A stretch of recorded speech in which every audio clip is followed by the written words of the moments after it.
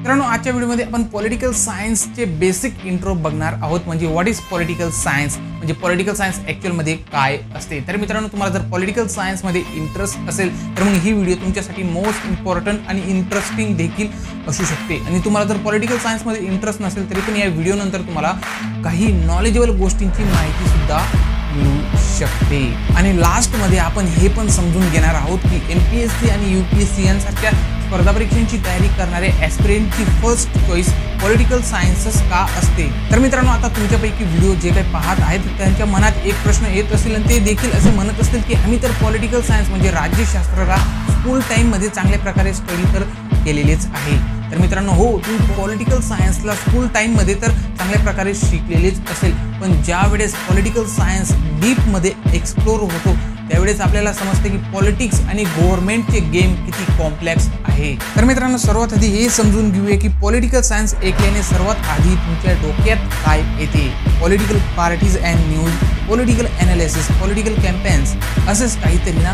पण political science फक्त यांसारख्या क्रिटिकल ॲक्टिव्हिटीजपर्यंत लिमिटेड नाही, बल्कि पॉलिटिकल सायन्स हे बऱ्याच प्रकारच्या क्रिटिकल इश्यूजला ॲनालाइज करू शकतो आणि बऱ्याच प्रकारच्या पॉलिटिकल इन्फॉर्मेशन्सला कव्हर करतो, जे की आपल्या डेली लाईफमध्ये आपल्यावर इफेक्ट करतात, जसे की ग्लोबलायझेशन, टेररिझम, क्लायमेट चेंजेस आणि सिव्हिल राईट्स अँड डिप्लोमॅसी. म्हणजे सांगण्याचा अर्थ असा की पॉलिटिकल सायन्सचा एरिया बऱ्याच प्रकारे मोठा आहे. Political science government, public policies आणि पॉलिटिकल बिहेवियरला ब्रॉडली रेफर करतो.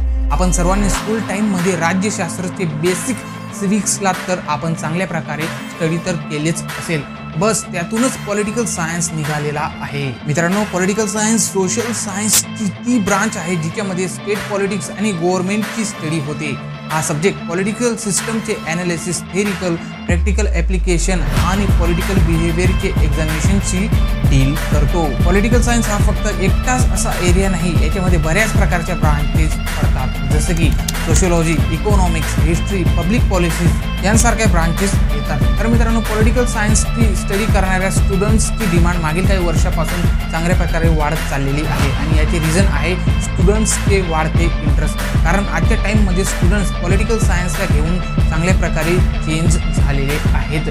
नॅशनल आणि वर्ल्ड पॉलिटिक्सची डायनॅमिक्सला घेऊन सुद्धा क्युरियस झालेले आहेत आणि यांसारख्या गोष्टींना जास्तीत जास्त एक्सप्लोर करण्यासाठी त्यांना पॉलिटिकल सायन्सची स्टडी करणे हे एक बेस्ट ऑप्शन वाटते. मित्रांनो, याची इम्पॉर्टन्स म्हणजे पॉलिटिकल सायन्सची इम्पॉर्टन्स पहिल्यापासूनच बनलेली आहे आणि याचे रिझन हे आहे की आपण सर्वजण पॉलिटिकल सिस्टमच्या अंडरमध्ये येतो आणि ग्लोबल पॉलिटिक्स वर्ल्डमध्ये होणारे चेंजेसचे इफेक्ट पण आपल्यावर होत आहेत. तर मग अशामुळे हे सब्जेक्ट त्या लोकांसाठी परफेक्ट आहे जे पॉलिटिकल सिस्टमचे फंक्शन्स शिकण्यासाठी इंटरेस्टेड आहेत.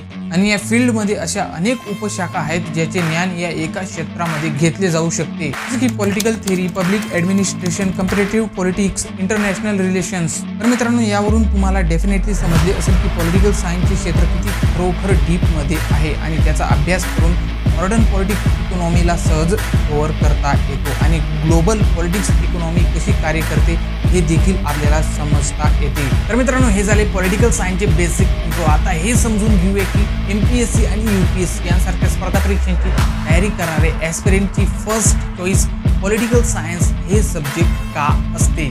Reason number 1, scope and opportunities.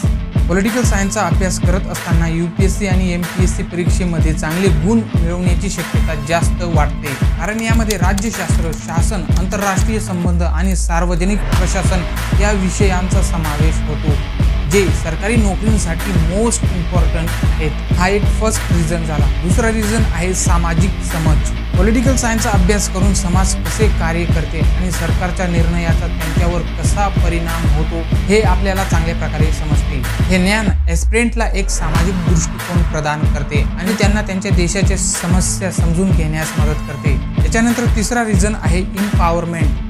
राज्यशास्त्राचा अभ्यास केल्याने ॲस्पिरंटला आपल्या देशाचे आणि समाजाचे प्रश्न समजून घेऊन त्यावर काहीतरी करण्याची शक्ती मिळते. हा विषय त्यांना एक सक्षम नागरिक बनवतो, ज्यामुळे त्यांना त्यांच्या देशाच्या विकासासाठी हातभार लावता येतो.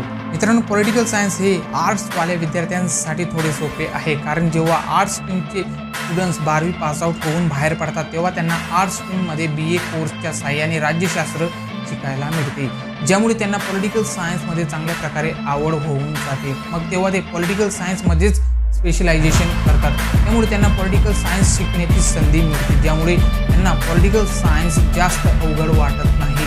आणि जेव्हा BSc, BCom, डिप्लोमा, इंजिनिअरिंग चे विद्यार्थी MPSC आणि UPSC स्पर्धा परीक्षांची तयारी करतात, तेव्हा त्यांना राज्यशास्त्र हे सब्जेक्ट स्वतंत्रपणे त्यांना वाचावे लागते. स्वतंत्रपणे या सब्जेक्टची त्यांना स्टडी करावी लागते, कारण हे सब्जेक्ट त्यांच्यासाठी नवीन असते. सुरुवातीला त्यांना हे सब्जेक्ट वाचायला थोडे जड जाते, पण सातत्याने जर ते या सब्जेक्टकडे चांगल्या प्रकारे जर त्यांनी लक्ष केंद्रित केले तर हे सब्जेक्ट त्यांच्यासाठी सोपे पण होऊन जाते. तर मित्रांनो, आय होप की आता तुम्हाला समजून गेलेले असेल पॉलिटिकल सायन्स ॲक्च्युअलमध्ये काय आहे आणि MPSC आणि UPSC ची तयारी करणाऱ्या ॲस्पिरंटची फर्स्ट चॉईस पॉलिटिकल सायन्सच का असते. तर मित्रांनो, अजून जर तुम्हाला कोणत्या नवीन टॉपिकवर व्हिडिओ जर पाहिजे असेल तर मग तुम्ही मला कॉमेंट करू शकता. मी भेटतो पुढच्या व्हिडिओमध्ये अजून चांगल्या नवीन टॉपिकविषयी. चला तर मग तोपर्यंत गुड बाय, जय हिंद अँड जय भारत.